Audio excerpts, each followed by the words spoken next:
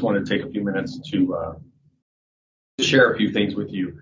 I was asked if I had relationships or things that I could share from a senior NCO. As a time, maybe I offered some advice, counsel to an officer. Could I share that? So I absolutely have quite a few stories that I can share, but this one I think has probably more lessons in it, if you will. So I found myself in Afghanistan as the command chief for the Air Expeditionary Task Force, working for Major General Cornish. And we spent the first 4 or 5 months together, and then we were kind of going through some rotations. Had an inbound individual that at the time didn't know it, but was going to serve as General Cornish's exec in aide camp.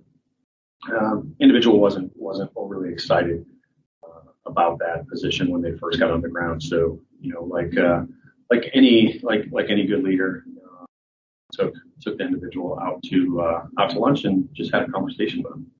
And that conversation really went like, hey sir, there's opportunities and then there's opportunities. And what I mean by that is the individual had an opportunity that was career broadening to where they would do something different, something a little bit outside their comfort zone, but really doing senior level correspondence for a 2-star officer. So that in and of itself is an opportunity. The second opportunity is they had the ability, because of a working relationship, to really pick the brain and get to know the general officer, to understand how things tick, why they make decisions, why they do certain things that they're doing. And that relationship in of itself could pay dividends, big dividends for the officer along the way. Unfortunately, both opportunities in this case were not taken advantage of. Now, fast forward probably about a week, 10 days, we get a seasoned captain on the ground, and honestly, I take the captain out to lunch and we have the same conversation. I was like, hey, ma'am, you have this thing called an opportunity that's presented before you, and then you have this opportunity, and shared the same 2 things that I shared with the major, and she took full advantage, kind of rocked out on the exec level job. Keeping everything on task, and then doing all that senior level correspondence. Again, working for the senior Air Force commander in Afghanistan, that level of correspondence to see how things happen with mission operations, super impactful. So really rocked out on that. The second piece was really getting to know the general officer. The only thing I'll add that's in addition to getting to know him is, she worked out so well that when General Cornish moved to his next assignment, which is 12th Air Force Commander, offered to take her to that position. Now that's another conversation for another day. As far as, did she take the opportunity? Did she not? I'll say she didn't. So there may have been an opportunity missed, but where she was going, what she wanted to do, was what she saw in her future. So didn't take advantage of that opportunity, but really kicked ass at the job. So the other piece that I'll share with you, during my time there, I would traditionally bring folks in, have conversations with them, because one thing that I always say is, or that I try to get across is with any conversation, there's a lesson, and there's lessons within this one that we'll discuss at the end.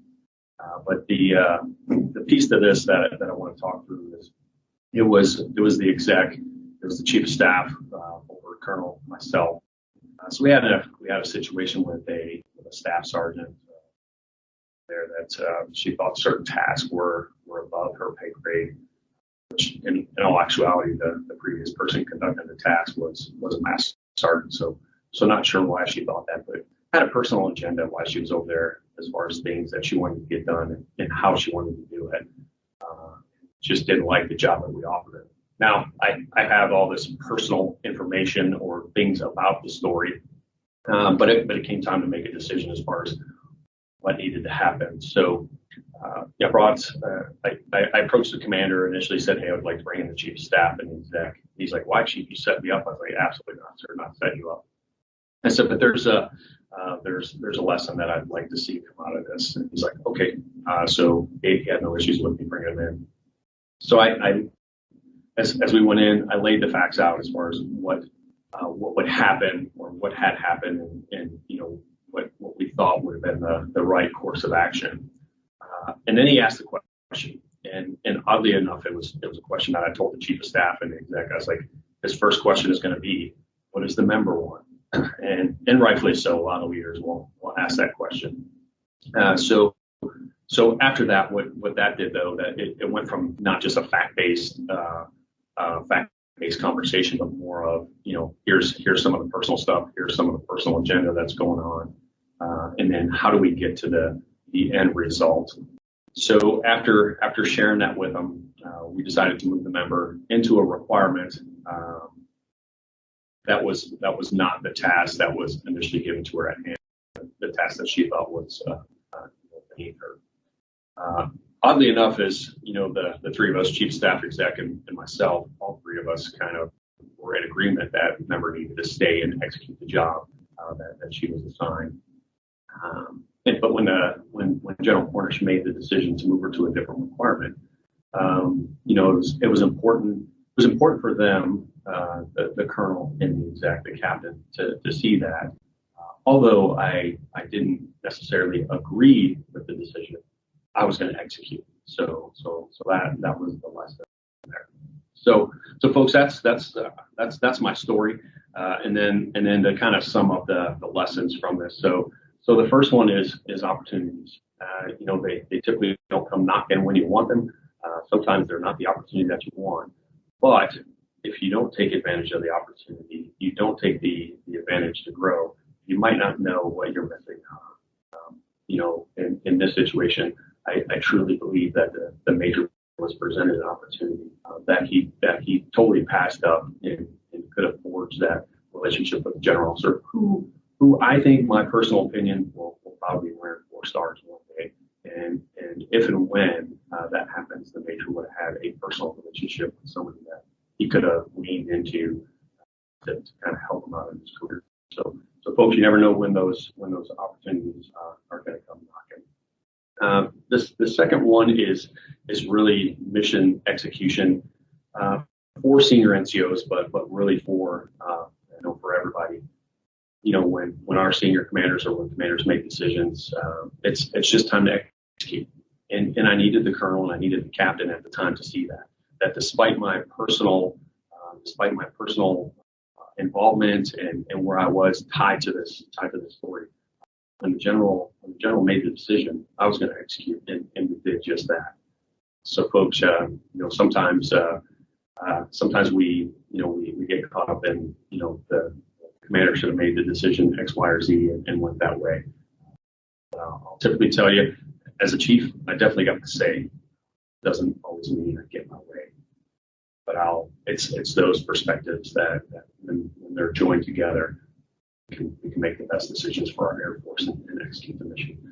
Folks, I hope you continue on with the conversations between senior NCOs and officers, because as those perspectives are joined together, it just only provides our leaders the best information that we can possibly have to make decisions. So wish you all the best. Hopefully you enjoy the story. If you want more of it, hit me up on email. I'll be sure to answer it. All right.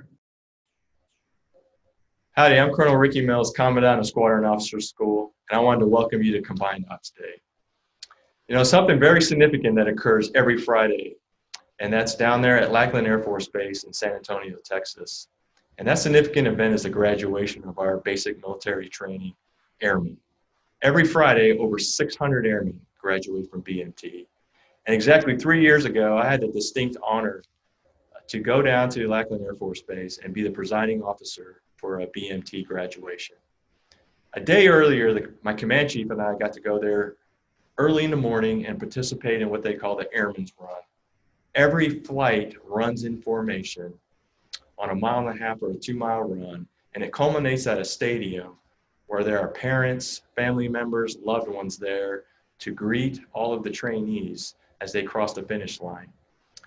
And then once they've crossed the finish line, all of the airmen all the trainees get into formation.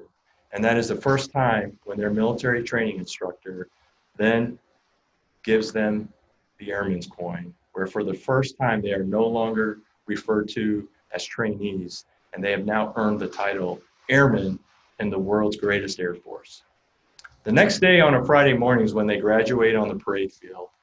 And like I said, on the day that I was there, there were over 660 graduates, and between 800 and 900 folks that were in the stadium, fans and stands, who consisted of parents, brothers and sisters, cousins, girlfriends, boyfriends, loved ones, friends, all there to root on their graduate. The training group there gives each presiding officer some talking points that you can or don't have to necessarily use, but they do ask every presiding officer to do at least one thing, and that is to thank all of these graduates' parents for allowing them, these new airmen, to join our family.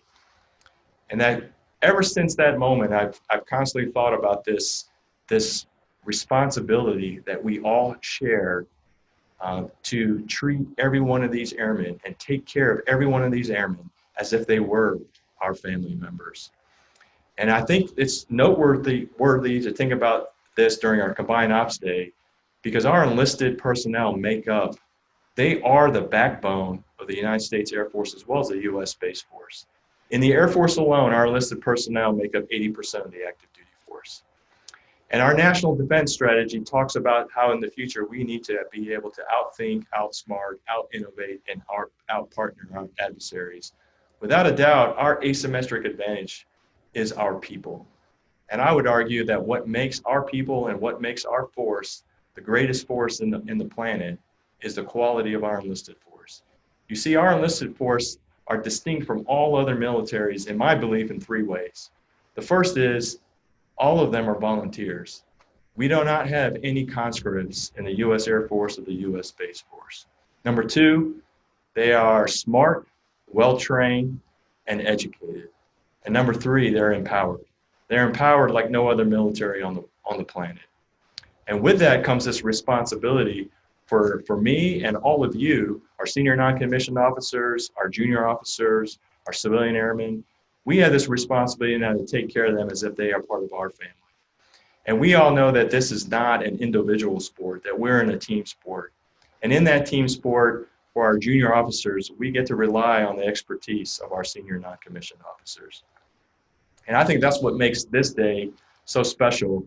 And my ask for all of you on this event-driven day, to use this as an opportunity to ask all those questions that you've always had or haven't been able to get answered, and then to actively listen to everyone's responses and the dialogue that you have. My challenge for all of you would be to not let this be the only time that you come together and have this type of interaction and dialogue. And then for all the junior officers that are participating today, my recommendation to you would be that if you have the privilege and honor to serve with an NCOIC or a section chief or a flight chief, that you need to make sure that there's no air between you as you move forward. You see, those responsibilities that we have within our military institutions of taking care of our people and their families, of executing the mission, of improving the unit, those are all things that you don't have to do in isolation, that you can do in this team concept.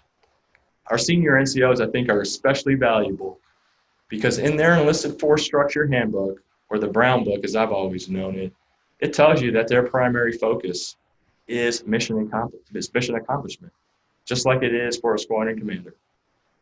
And they also have some specific responsibilities, two of which that I would like to highlight, and that is to help leaders make informed decisions.